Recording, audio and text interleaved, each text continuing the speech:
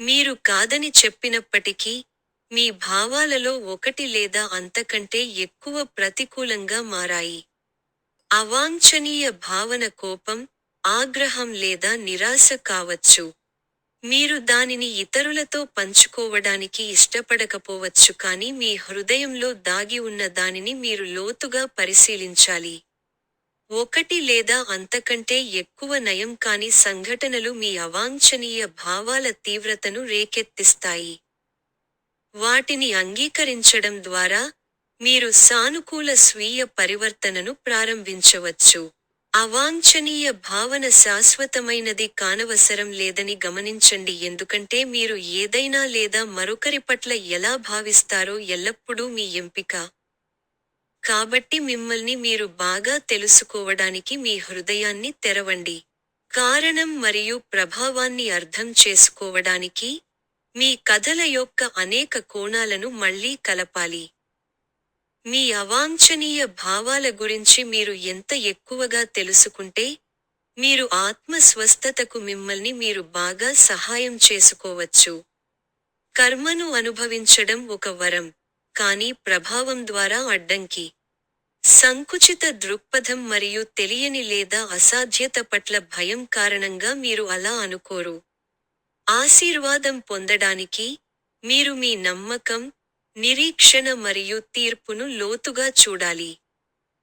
జీవితంలోని అన్ని అంశాలలో మీరు నేర్చుకోవలసినది ఏదో ఉంది, వదిలివేయడం వంటివి.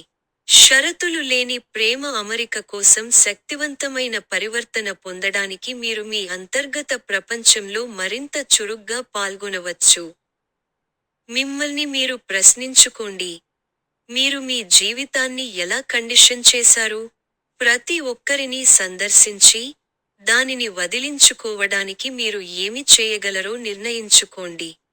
వివిధ కారణాల వల్ల ప్రజల నుండి శ్రద్ధ మీ మంచి అనుభూతిని గ్రహిస్తుంది. యవ్వనంలో, అది కుటుంబ ప్రేమ కోసం. కాలం గడిచే కొద్దీ, ప్రేమ మీ శూన్యతను పూరించడానికి ఒక అవసరానికి అనుగుణంగా ఉంటుంది. మీరు ఒక క్షణం మంచి అనుభూతిని కోరుకునేంత వరకు, ఈ వ్యసన భావన మిమ్మల్ని లోపల నెమ్మదిగా చంపుతోందని గ్రహించడానికి మీ ఆత్మ మేల్కొనదు. మీరు మిగిలిన జీవితాంతం ఈ కోరికపై ఆధారపడాలనుకుంటున్నారా? మీరు శాశ్వత స్వీయ ప్రేమను కోరుకుంటే, ఇక్కడ స్వేచ్ఛా సంకల్పం వ్యాయామం చేయాలి. ఇది సాధ్యమే. మీ భావన యొక్క అవగాహన అనేది ఆధ్యాత్మిక మేల్కొలుపు. మీ భావన యొక్క బాధ్యత ఒక ఎంపిక. మీ భావన యొక్క పునఃసృష్టి అనేది స్వీయ పరివర్తన. ప్రతికూలత ఏమిటంటే మీరు మీ అంతర్గత స్వభావాన్ని ప్రాధాన్యతగా తీసుకోలేదు. దాని పైన, మీరు ఎవరికీ చెందినవారు కాదు, మీ స్వంతం.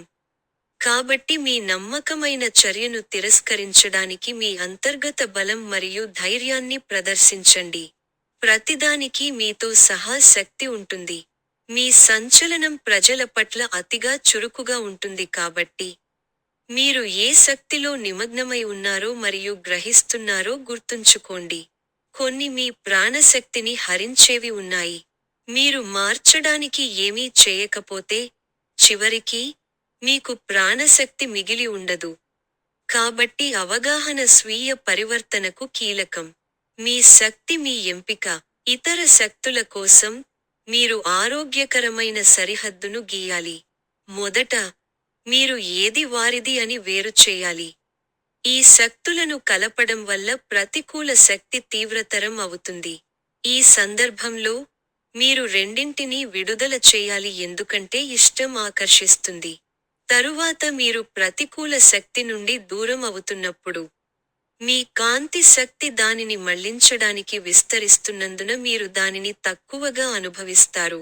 మీరు పగటి కలలు కంటున్నా లేదా నిద్రలో కలలు కంటున్నా, దాని సమాచారం మీ గత జీవితం, కర్మ, ఉపచేతన మరియు పరిష్కరించని విషయాల వంటి మీ గురించి ఏదో పొందగలదు. ఆధ్యాత్మిక సందేశం మరియు అంతర్గత మార్గదర్శకత్వం కూడా మీకు మార్గనిర్దేశం చేస్తుంది. ఆత్మ స్వస్థత కోసం మీ చీకటిలోకి వెలుగుని తీసుకురావడానికి మీరు కలల దృశ్యాన్ని ఉపయోగించుకోవాలి. పాత కలలను మీరు వాటి ముఖ్యమైన ఉద్దేశాలను కోల్పోయారని లేదా తోసిపుచ్చారని తిరిగి పరిశీలించడం విలువ.